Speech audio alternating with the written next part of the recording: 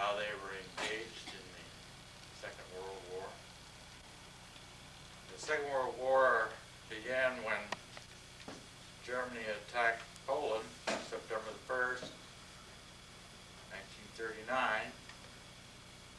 And the Second World War ended when Japan surrendered September the 2nd, 1945. So that's 6 years and 1 day. So if you were, say, 18 when the war began, you'd be 74 now. You may have remembered when the war began and you were 18 and probably was one of the men that would have been asked to engage in active service. You could have been a woman and even asked to engage in active service. Or if you were 18 when the war ended, you'd be 68. So there's a lot of people here between 68 and 74. So they could be actively engaged in the war through military service. Well, the first 10 months was when Germany had all this mechanized war machinery and invaded such things as Poland, Denmark, and Norway, Belgium, Luxembourg, and the Netherlands.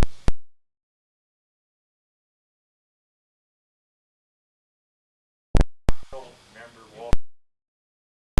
He scared us all to death I believe it was every Sunday night after February and Molly give us a report and tell us about the war. Well, then along in 41, Russia,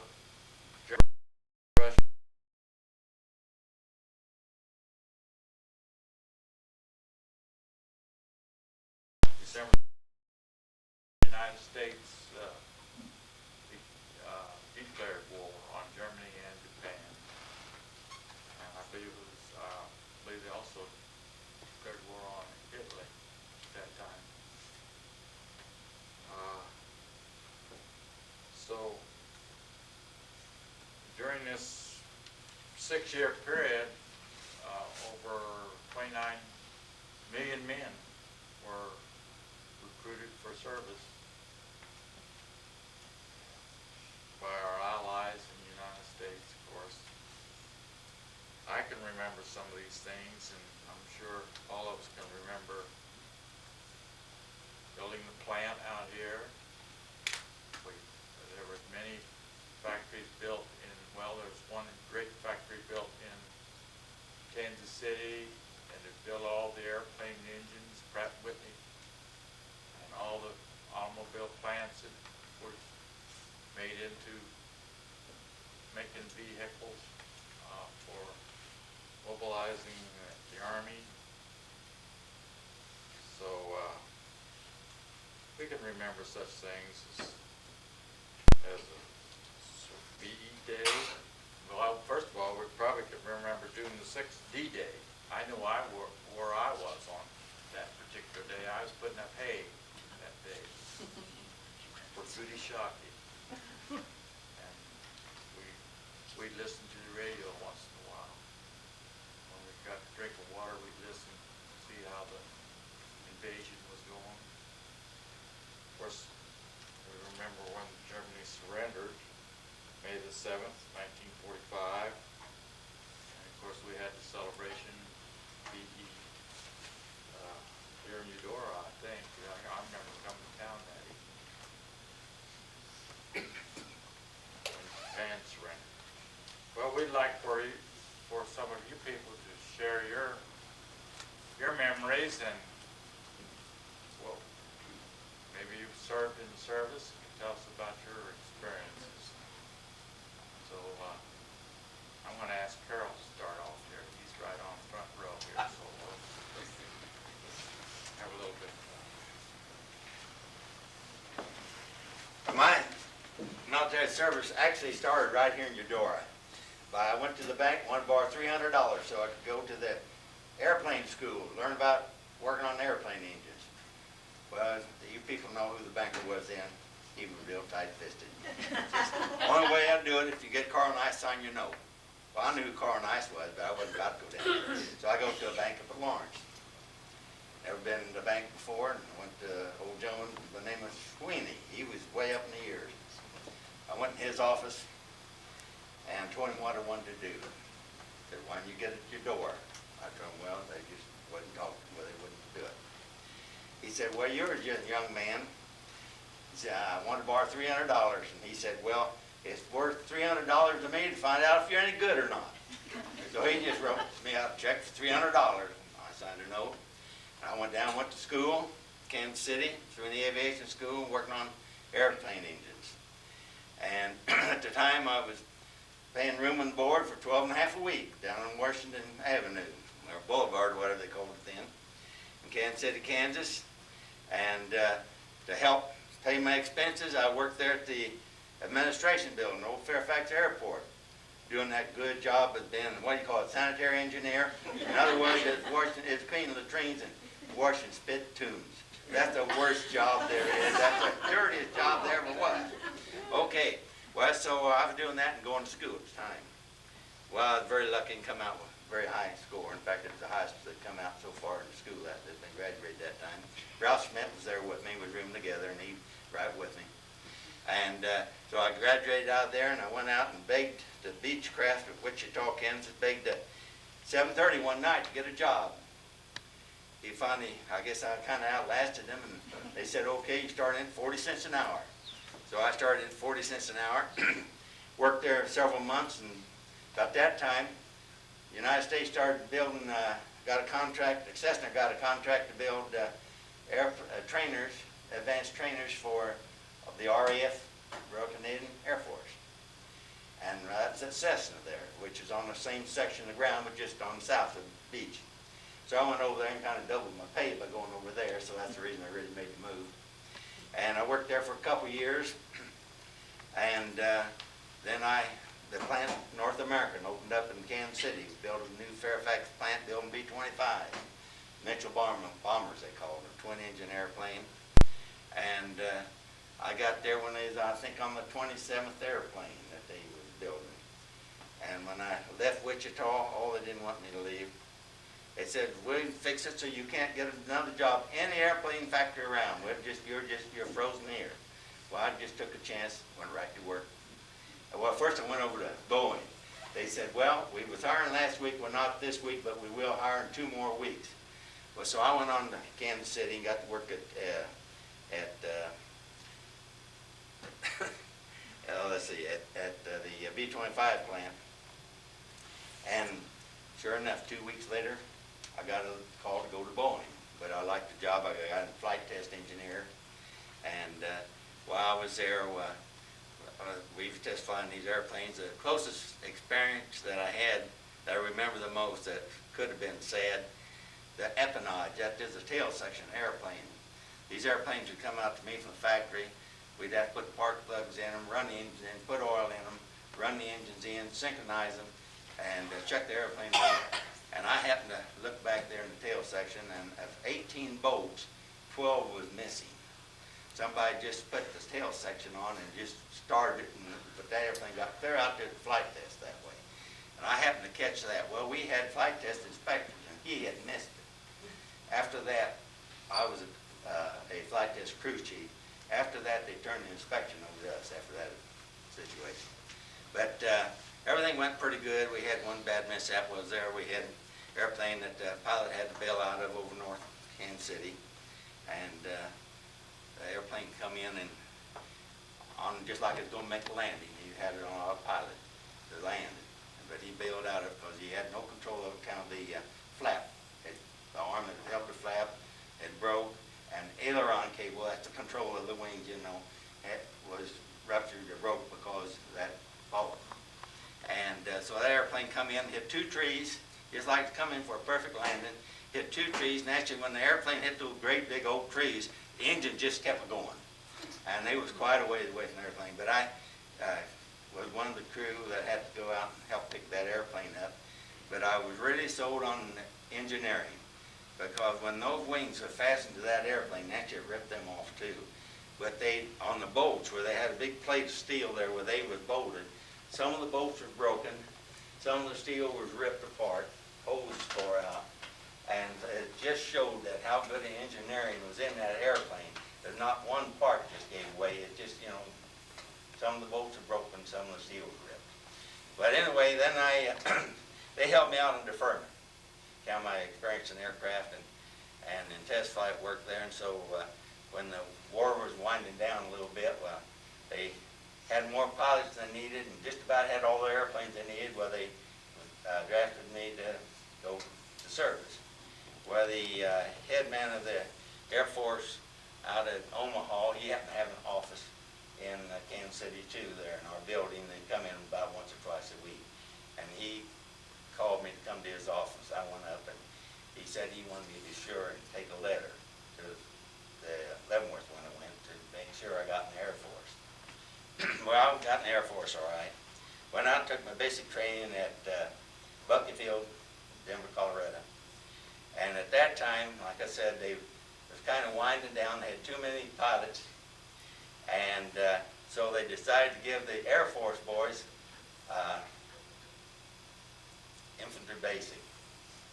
And the fact is, we crawled under live machine gun fire. And we were the first batch that went through it. I've got cousins that have been in the infantry for years, and they never did do it. And but anyway, that was one experience. Then we had to take a long hike, well, just 21 miles, but full pack. Don't you think those cactus won't go right in through them boots? Boy, you don't want to hit them direct. They'll go right in through your boots. And that first night was quite an experience. I had a gnat getting a wax of my ear, clear back in there, right next to my eardrum.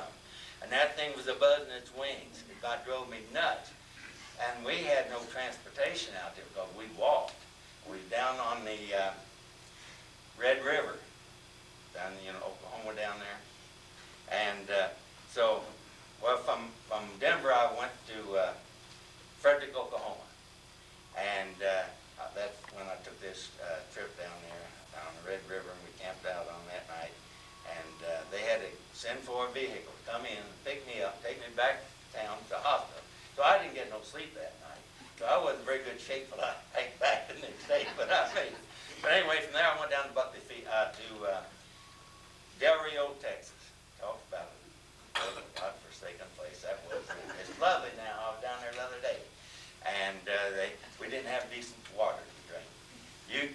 They had a cold, and you would get thirsty, and you'd get down within about 6 inches of that sulfur water, and that's as close as you could get to it. I lived on 7-Up all the time I was there. I just drank 7-Up. But now they pipe water in there, and they got a lovely town and a lovely air base there. And so then from there I went to they sent me to California to go to the school on a new airplane that's coming out, which was a A-26. It was the first attack bomber that we had, attack bomber that could fly as fast as a Zero. That's the Japanese fighter plane. And by doing that, the only way we could, we had 21-gallon wing tanks, water tanks in the wingtips. And we'd heat that up, make steam out of that water, and inject that in with a gas fuel, and that would just give that engine a lot more power.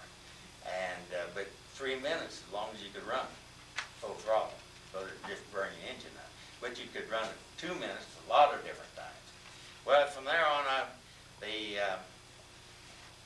decided to send me to ORD, Overseas Replacement People. I was going to be drafted to go overseas. Well, while I was there, I got a furlough to come home before I went overseas. And when I come down to Kendrick's down here, and my dad and Les had been working pretty hard, and I still had my old 40 Chevrolet. When I started to go back to camp, I told them that they could ride with me and take the car and go far to Denver, and then I'd hitchhike the rest of the way to Salt Lake City to go ORD. And they did. But after I got out of the car and was hitchhiking, I heard over the radio that they come out with this point system. And I happened to have enough points and experience and stuff that I didn't have to go on overseas. So from there they sent me out to Spokane, Washington. to an old B-29 base, at Geiger Field they called it, and that's where the B-29s was, what had been. But it was closed down. All there was a little attachment of wax, colored wax, that was there, and a few of us other guys. And I tell you for sure, though, we'd go to town to go to show on Saturday night, and every Saturday night, them gals got to look a little lighter, little lighter, little lighter. But anyway, while I was there, that's where all the old battle-weary airplanes, the bombers, would come in from overseas after they'd flown so many missions. They brought them in there and parked them. Well, they decided to send them down to the Kingman, Arizona, to the salvage yard, the junk yard down there. Well, these guys are sitting in there eating out of these sea ration cans. And that's a little round can, and they take the lid off of it, and they're sharp. They just throw them down. Then the airplanes run over them, and they cut through just about 3 plies of the tires. And if the tires wore down very much, they cut through more. And now, I knew those tires had to go to, those airplanes had to go to the salvage yard, and the Jews were going to buy them for little or nothing. But if there was over 4 cords cut, they were 26-ply tires. But if there's over 4 cords cut, we had to reject and put on new tires for them airplanes just to fly down there. It's just a big waste of money. It was terrible. And another thing I was going to say about that, well, by getting in late, ratings were froze. I finally got the PFC, and because I'd been in about 2 years, I got that, but I couldn't get no further. But I had techs and staffs and a lot of buck sergeants working on my crew. And I was over, but yet I was a buck private at the time. I mean a PFC when they, well, earlier I was a buck private and they were still working on my crew. That shows you how the Army works. So I was disappointed that way. But when I was there right before I got out, I was just waiting there, getting time to get discharged. And the guy that was in charge of checking over the inspection of these airplanes, getting ready to fly down to the junkyard, he liked his whiskey. And they got to the pilot said they would not fly any more of his airplanes because he didn't care what they fly. Then they got looking in the record, my service records, and they put me in charge of the inspection crew. And so I done the inspection after that. And then finally, this same guy, he was going to get discharged out before I was, a month before I was. Well, he went to town that night before he was going to get released. Got in a beer fight.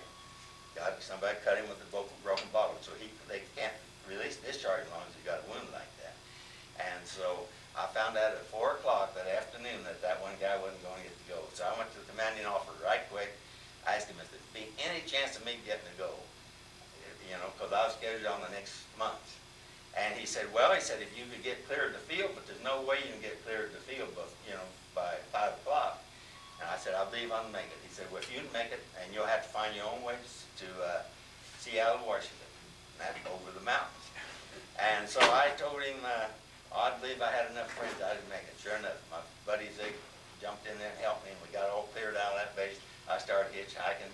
I got over there the next morning, just 5:30, just about around daylight, you know, and got discharged. And then I hitchhiked all the way home, beat the train by 3 hours, and got to save the train fare. And so that's about the limit of my service. I can't say that like these boys have been overseas, but that's what I. Oh, one thing I want to bring up. I did put in some long hours. The last week I worked at North American, they had been short tail turrets. That's the guns that go in the tails. And the shipment happened to come in. And the general foreman come to me and said, Carrol, he says, I know you're a mechanic, but he's used to work on the engine, but he says, I need somebody real bad to put these tail turrets in. And he said, you work your own hours, your own time, just come and do what you can. I went to work Monday morning, and by Friday noon, I had 85 hours in, so that's the long days. Thank you.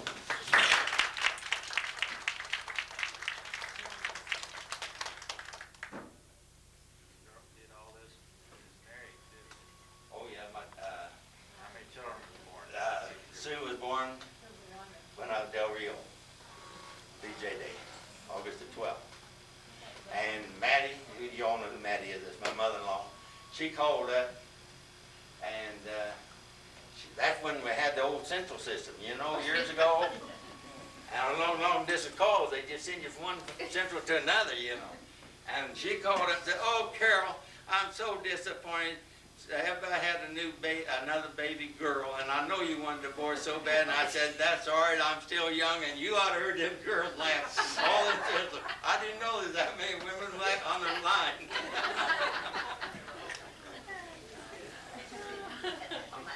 Now, were you married as soon as you went to work in Wichita? Yeah, I was married before that. You were married before that. Now, how many of these places did Annabelle get to go? She went. Oh, I didn't tell that. Well, I got to take my wife with me to Frederick, Oklahoma, and then we had LaWanda with us then. And then we went down to Del Rio, Texas, and down there I lived in a little old construction tool shed, just about both rooms about the size of the kitchen, just an old tool shed. We had a running water that run in, and you carried it out, just cold water. You know, but I got to be with her, which was great there.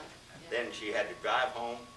She was pregnant with Sue, and she had to drive all the way that distance. And that's when you couldn't get gasoline stamps. And you'd be surprised at the number of small filling stations that helped her and gave her extra stamps. Thank you, Carol. Kermit, you want to tell us about your experiences? I might be a little rougher than that, you might not want to hear it.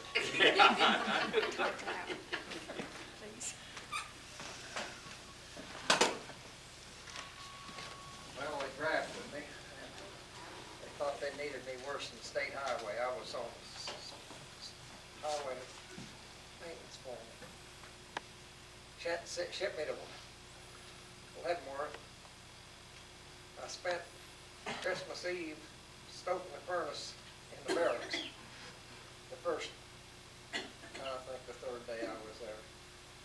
Went from there to Little Rock, Arkansas, Camp Robinson.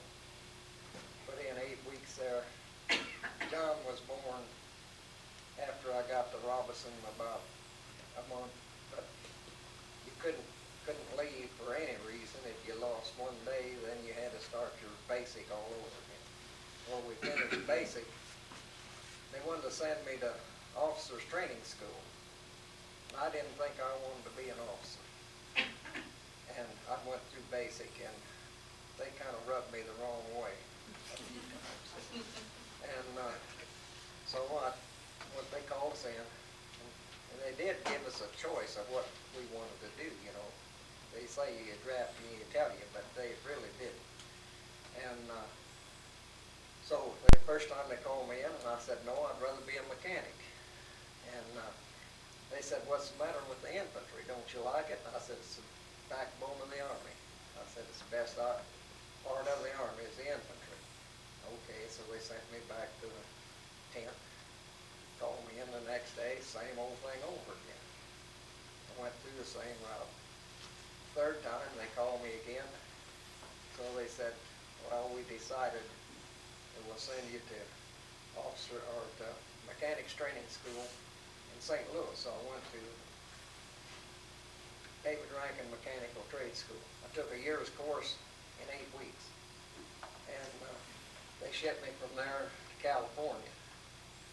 Well, I got a little story connected with that. Got to California, and everything you got for change out there was silver. And I kept track of my silver dollars, and I ended up with the oldest one, which is 1870. So, and it was real good condition. And before I went in, I was given a New Testament Bible. It was about so wide and about this high. So I decided this was going to be my bulletproof vest.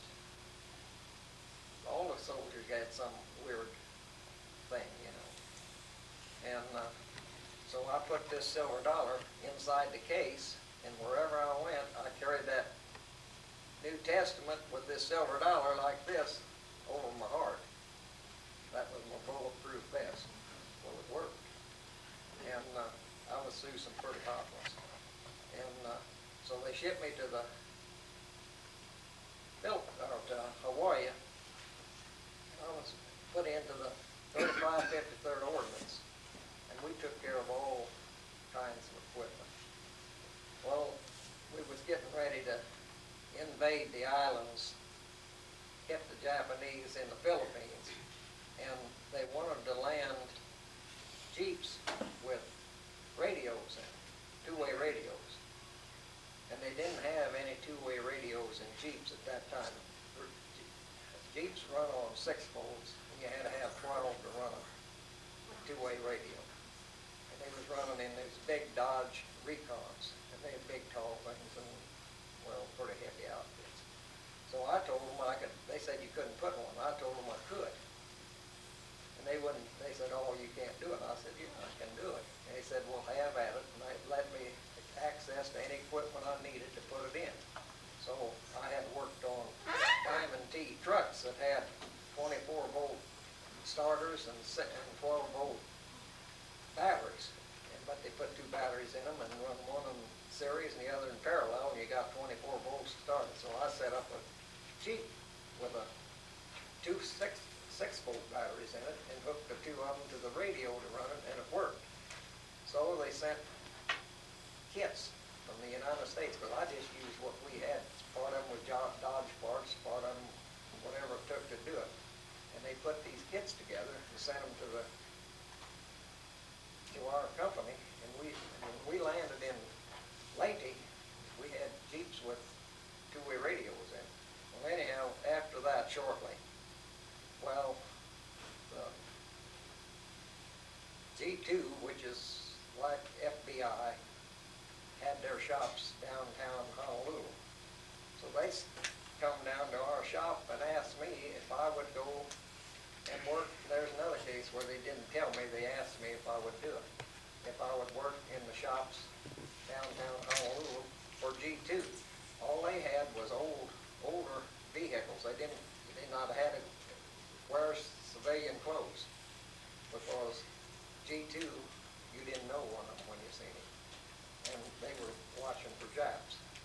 So I didn't go. So then they transferred me to the 106th Ordnance, and I didn't have no choice on that.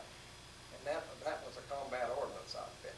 We didn't know where we was going, but we stayed for a while after I was transferred there. And this connected with that. I didn't like the knives they gave us, so I made my own. And this is part of a Jap Zero that had bombed Pearl Harbor. This is part of the propeller. This is probably but the thinner part is part of the fuselage, and this plastic was the canopy over the thing. And this is a Jeep spring. And one of the guys in my 3553rd taught me how to oil temper. So I ground this Jeep spring and oil tempered it, and you could shave with it. You see, when I pull this knife, I had this sheath made downtown Honolulu. I was left-handed, and I'd bring it out, see, and ended up cutting my sheath. So that, and we couldn't bring anything back, or you couldn't ship anything, see. So whatever I got, I had to put it in a barracks bag, and when we left, well, that'll come later. And so then we got into, I was with the first troops into Leyte. That's the place where we landed on Dulag Beach, which is where you ever seen the shot out palm tree with the flag run up on it. The first flag to run up when they hit the Philippines, that's where we hit. And then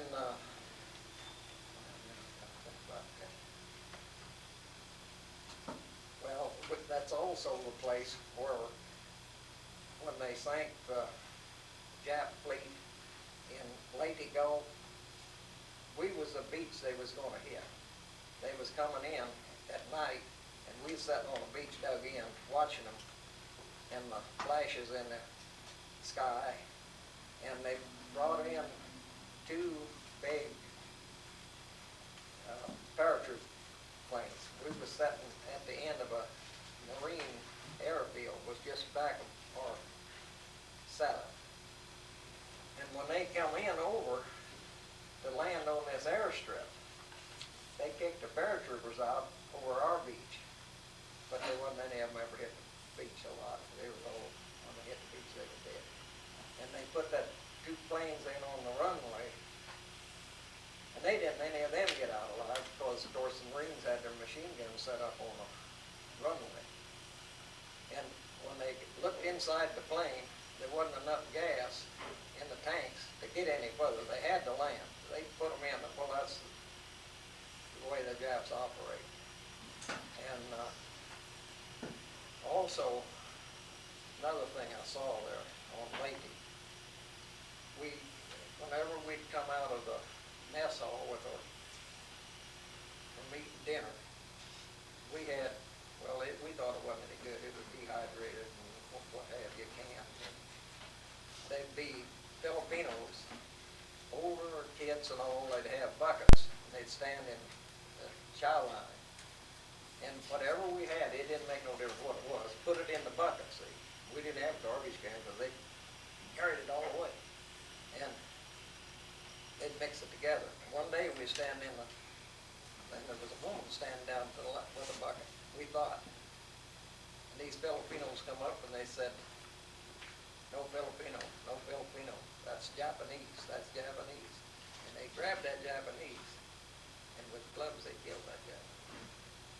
And it was, they would, see, that was just before we left Lakey. We had Lakey secured. And then we loaded and went into Cebu. And we took over Cebu. Well, Cebu in the mountains was dug full of tunnels. And the one time I was ahead of all around. We landed in the harbor at Cebu, and we had a Catholic school that we was going to set up barracks in and set up our shops in the area. So they give us directions when we unloaded on the beach to how to get to this school. And I took off. I had, I don't think, 2 or 3 guys with me, but we took off and always carried a grease gun, which is a 45 submachine gun. Pressed steel job. Don't look like much, but it does pretty good. And pretty soon a man stepped out in the road right beside me. He said, "Where are you going?" I said, he said, "Well, you're ahead of everything." He said, "I'm a scout." So I come up to the scout and I changed my direction. I went back the way I did, where I'd come, and I found the school. And so we set up in this school building. And then they, well, I won't tell you that, but that's a dirty story. and they gave me a Filipino boy to work in my shop. I had about 4 or 5, but he was a piece of it. And they didn't have hardly anything. The Japs took everything away from them. They didn't have much clothes. And if you had any kind of cloth, you could trade anything for a piece of cloth, because they wove their own stuff out of fibers from leaves, and we didn't have, I showed the problem, we had some napkins and stuff, but they let me mail that home. That was one thing, but most generally you couldn't send anything. And so I gave up scrounge from the kitchen, bread or whatever I could get a hold of without somebody seeing me, and give it to this boy to take it home with him. And they really liked that. So his dad was a bolo smith, and he still had steel that he'd held over from the everything they wanted to keep, they had to bury it. And so he wanted to know if I would like a bolo. He said his dad would make me one. And I said, well, I'd love to have one, but they said, can he make one to my pattern? And he said, yeah, he'll make it any way you want it. So I drew him a picture of how to make my bolo. And this is a bolo. And it don't really look much like what you think a bolo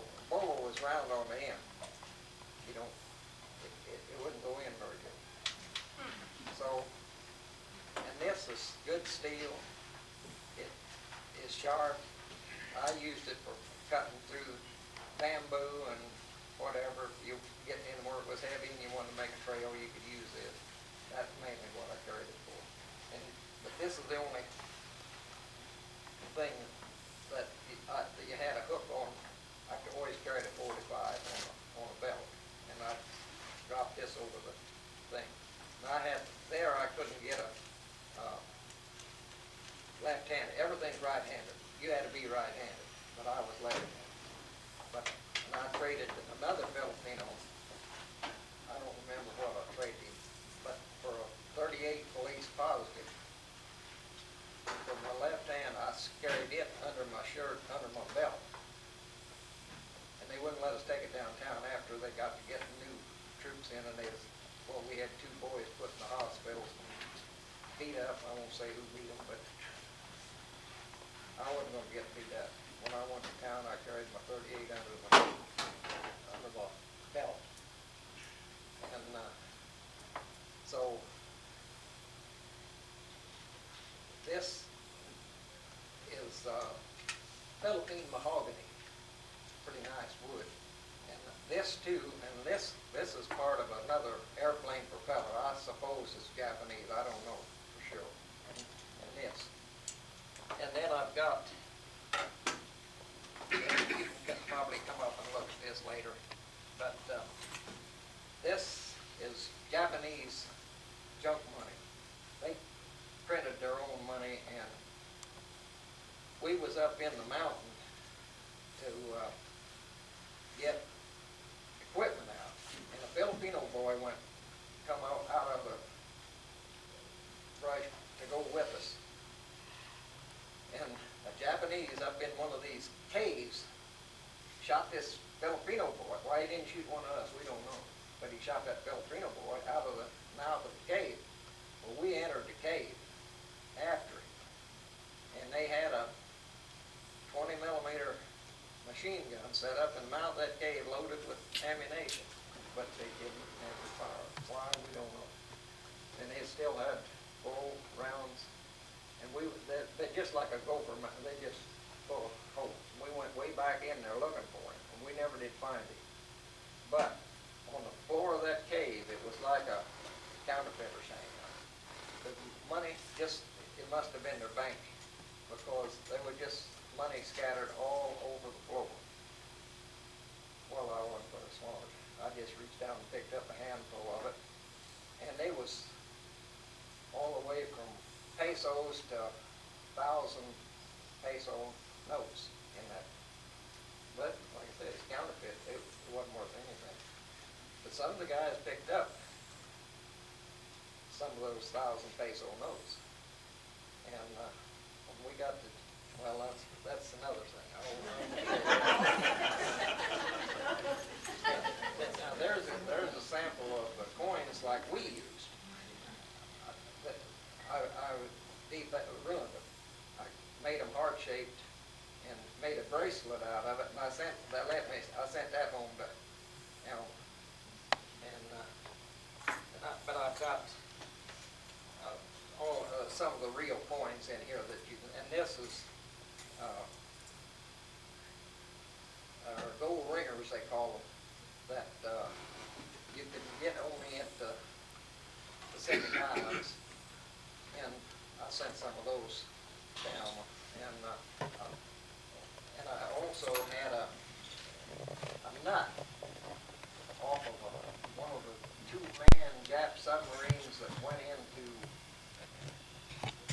the harbor and torpedoed our ships. Well, there were 2 of them. I got a nut off of one of them. I don't remember how I got it, but anyhow, I ended up with it, and I worked that in long end.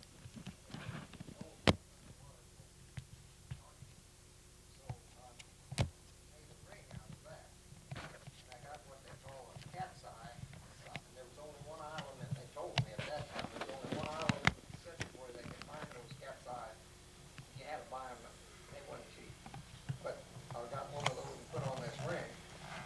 We couldn't find it. She got it put away, and we couldn't find it to bring it along tonight. So Well, so after, when the Japs surrendered then, we was packed, ready to invade someplace. We didn't know where. We knew that we was gonna hit the Japs, probably on the main island. And the day they surrendered, we got orders to start loading ship. In about 24 hours, we was loaded. And we started loading at night, and it was raining. And they gave me 15 Filipinos to load my equipment. And you had to watch them. They'd just get behind all of the stuff and disappear. So I go down through the docks and Filipinos hiding behind a bunch of boxes. I said, come on, you work for me. He said, no, I don't work for you. I said, this says you work for me, let's go. And I ended up with 50. But they wasn't working for nobody. I put them to work. And I got, by midnight, I was loaded with my stuff. And but while I was loading, 2 lieutenants come past and they said, you got my men. I said, have you got a mark on them? And they said, no, but you got, I said, they're my men. I said, you go find your men. They're hiding out behind the boxes. But I said, I'm going to be loading pretty soon. And when I get through, you come over and you can have all 50 of them. I said, they're mine, but until I'm loaded. And they showed up and they took them.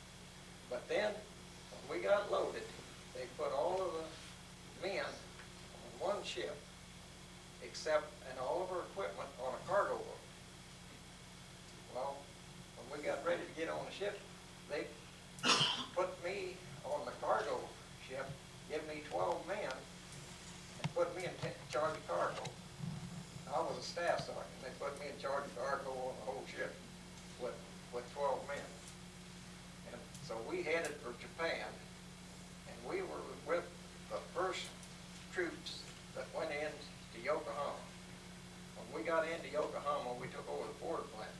The Japs were in front of their barracks, and they had them, there was some of the peacekeepers, you know, when they signed the treaty, the folks that were there, they got them all in their camps, and they still had the rifles, they hadn't been disarmed. So we went in and took over the border plant, and that's where the big, the guys come in with them 1,000 peso notes. And one of the guys went up to a bank the next day after we landed, walked in and laid all them pesos on the counter, said he wanted to transfer them to yen. And they said, he said, now listen, he said, you put them out for money, they're money. I want the yen back for them. And he was carrying it for, we all carry the rifles. Well, I usually had 2. But anyhow, he had, I carried my submachine gun and a .45, and they paid him off. But that night, they reported it, and they didn't know who done it. I don't know whether it was one of our guys. Probably was, because they had to come out of that table we was at with all this money piled on the floor. And they said anybody caught transferring pesos for yen would be court-martialed. And that kind of put a hand to that. But then you couldn't, they didn't trust us. They'd been told to kill U.S. troops. The adults, the children, everybody had been told what we would do like they would do. They didn't ask us. They took whatever they wanted, wherever they went. We got in it and we started paying and buying the things that they had in the store. But they didn't have anything but junk showing. You couldn't find anything good at the time we landed. And so I took a detail downtown Tokyo to get some stuff from a warehouse. And so I stopped on the street. You could look ahead of you, you'd see people on the street. You get to it, nobody in sight. They'd disappear before you got there. There wasn't a lot of GI trucks running around. So anyhow, I walked in this store to see if I could find a souvenir to send home. And all I had was kind of banners made out of silk. And I picked one out. I wanted it. He told me what it was. I paid for it in yen. They paid us in yen as quick as we landed. And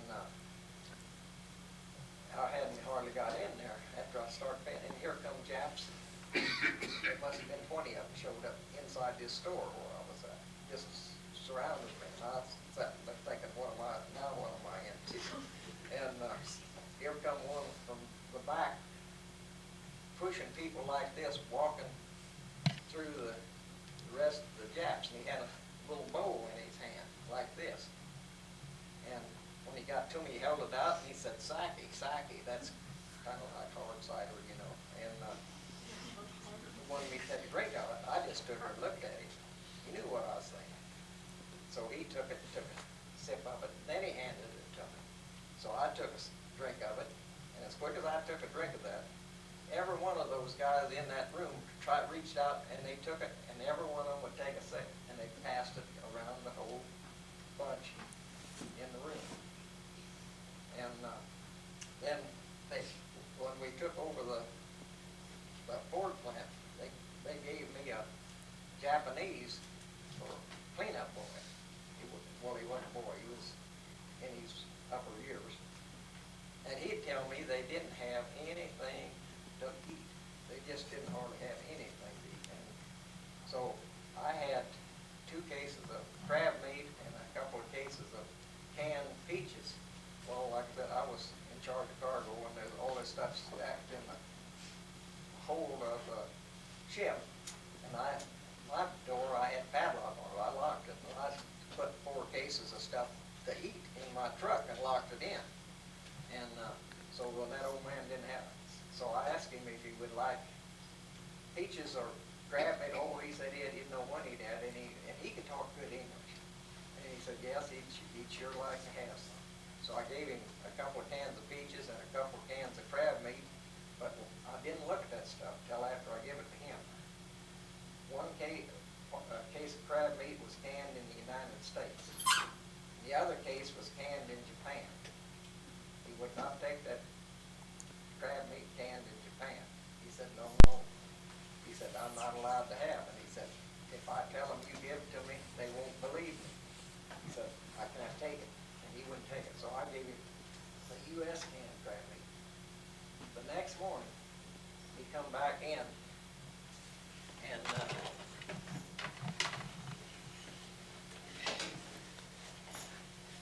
he was carrying a map. And I told him I wanted to buy souvenirs. And he said, I said, how much do you want for that? He said, oh, no. He said, that's gift from me to you. He said, been in my family many years. So I don't know how old it is. I don't want to break it because she won't let me. But then we left Japan, Tokyo and Yokohama. And they shipped us to Kyushu and took over the anti-aircraft gun factory in Kyushu. That was a mess. And the Japanese was still around there that run it. We had a little fun because they accepted us, and you could talk to them, the ones that, and we didn't have to worry about them. And the kids would all, whenever they'd see us, they was always around handing their hands out because we give them candy and gum and what have you, you know. You always had a bunch of Japanese kids following. And we was there, I don't know how long, but I got in from work one evening at 5 o'clock, walked up, looked at the bulletin board, and there was 5 of us had our names on the bulletin board. Pack your bag and be ready to move at 6 o'clock in the morning. We had from 5 o'clock in the evening till 6 o'clock the next morning, and take whatever you can carry in your barracks bag. I'd been down there all that time, and I'd accumulated stuff in my truck, and I had it inside the plant, and I couldn't even get to that. And they said, you can't take anything like a gun, and I wasn't supposed to take these knives. They wouldn't let us bring anything. So anyhow, I put everything I had in the barracks on the bunk and put a price like a garage, big garage sale. And I had to sell my 38 police positive. I hate to do that. And of course, the other was government equipment. He just laughed at and walked off. What happened to it, we don't know. And so then we went on into, I think we went back to probably Tokyo. I don't even remember where we went to get on ship. We got on ship and headed for home.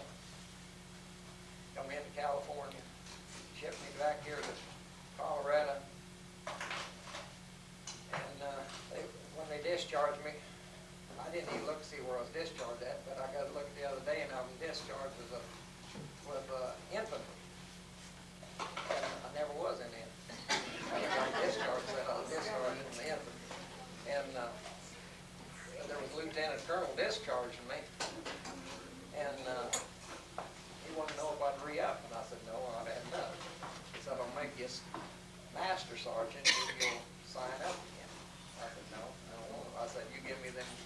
He had this silver with the white oak leaves on his shoulder. I said, you give me them oak leaves, and I ain't going to. And he didn't like that. Anyhow, they discharged me. And I had these hid out in where our bunks was, but they shook our bags, everything down to see that we didn't have anything that we were supposed to bring back. And that, but I had to sneak these back. Well, and anybody wants to look at this, I'll leave it here. Alma, And then Sam and Mary moved to Laura, so they took me along with them. And I lived up there, and then when they went to Springfield, I come back to Eudora.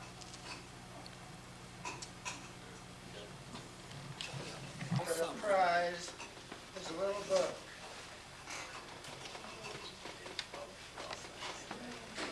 The 17th Base Post Office Invasion BPO. And some of the fellows in our outfit made this up, and it tells it from the beginning to the end. The outfit I was in, well, first I'll start. I went to Leavenworth. From there, I went to Fort Lee, Virginia, for my basic training. From there, I went to Westchester, Pennsylvania, for my technical training. That is 6 weeks at each place. What year, Paul? That is in the fall of 43. I went in September 43. From there, I went to New York for about 3 weeks, and we worked in the post office there.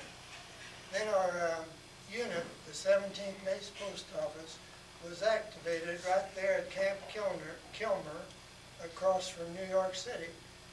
And we went on the Ile-de-France luxury liner to France, and I think that took about 7 days, if I'm not mistaken. And we landed in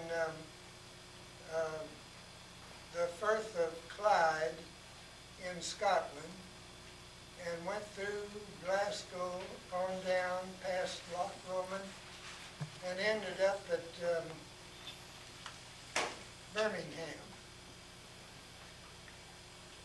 We were at the 10th Replacement Depot before that, and I can't remember. Oh, that was at Litchfield. We were there for a while. And then our post office was at Sutton Coldfield, and we were 2 or 3 places around Birmingham there, where we had our place to live. But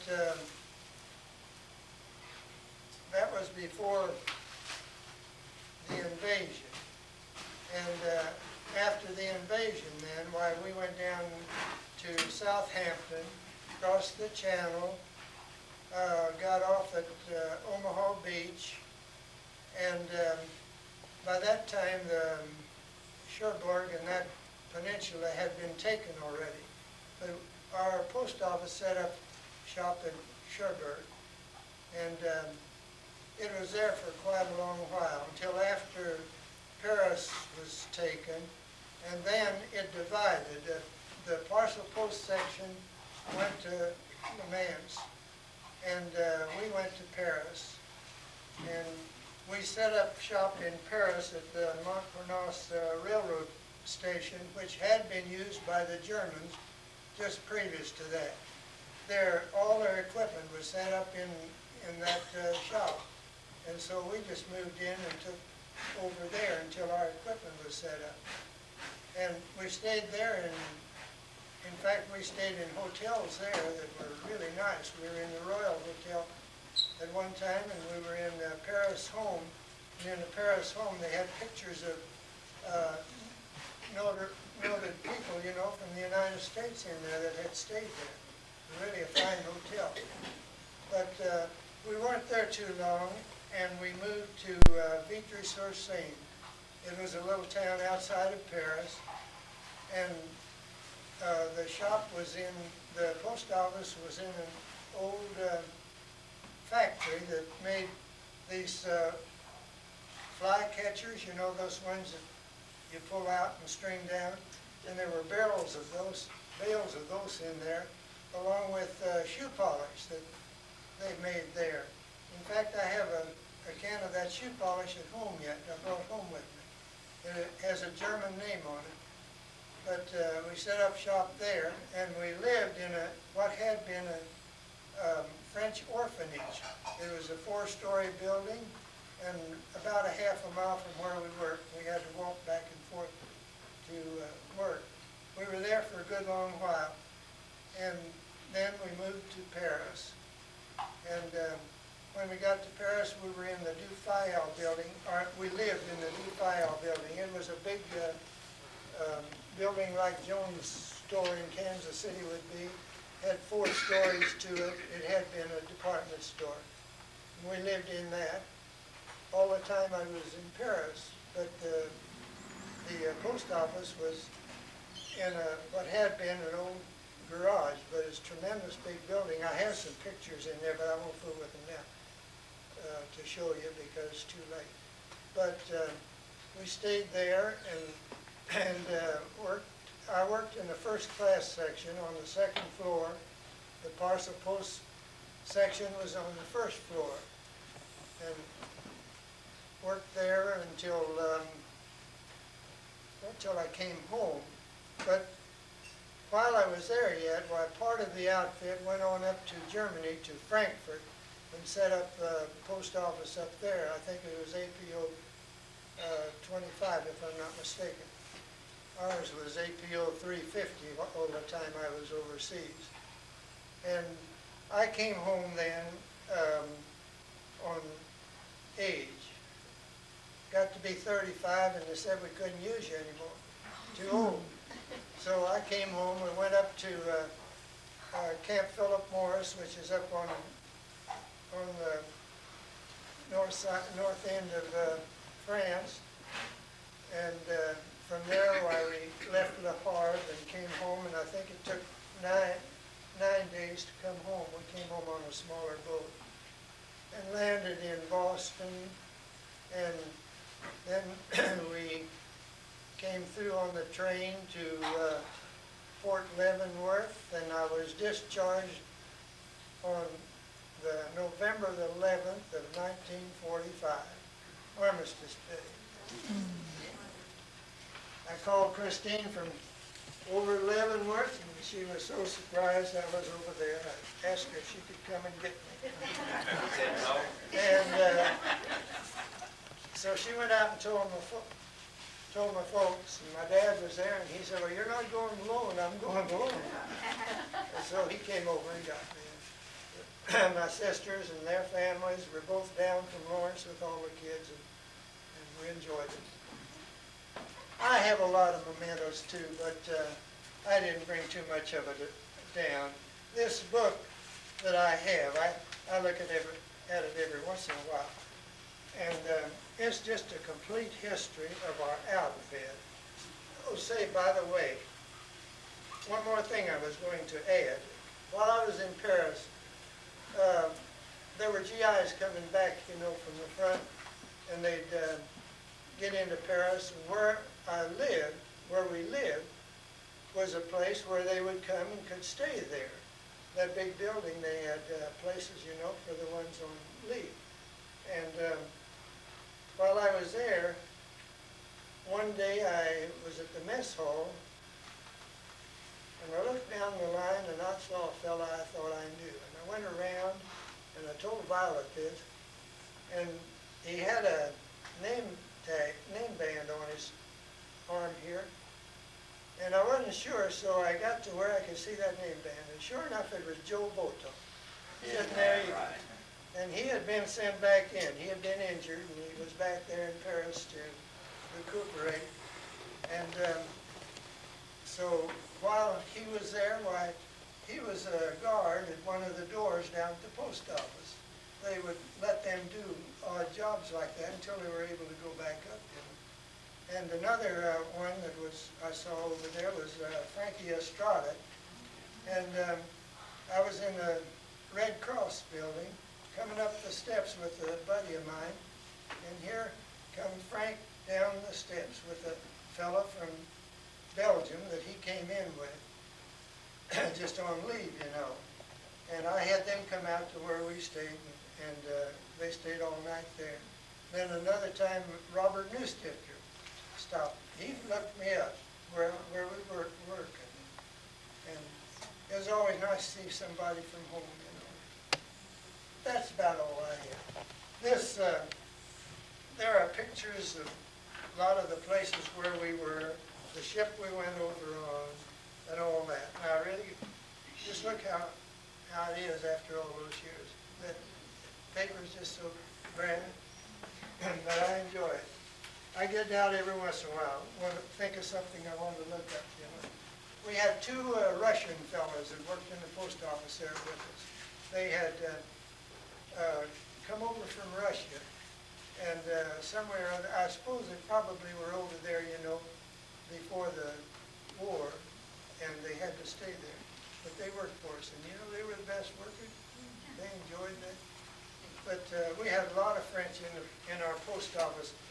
I was in charge of the first class section on the night shift, and we had, somewhere around 50 or 60 GIs, and then we had a lot of French women that did the directory work in there. And then we had some Algerian fellows that helped with the heavy work on the dock. And we would sort that mail and tie it up, put it on a big wagon and take it to the back end there in sacks, already sacked. And then they had to weigh that all. They put 5,000 pounds on a plane, and it had to be weighed right down to the pound. And so we had to do that. But before I left, I was staff sergeant in charge of that first class section on the second floor. I have some good pictures in here, but this The first, takes too much time.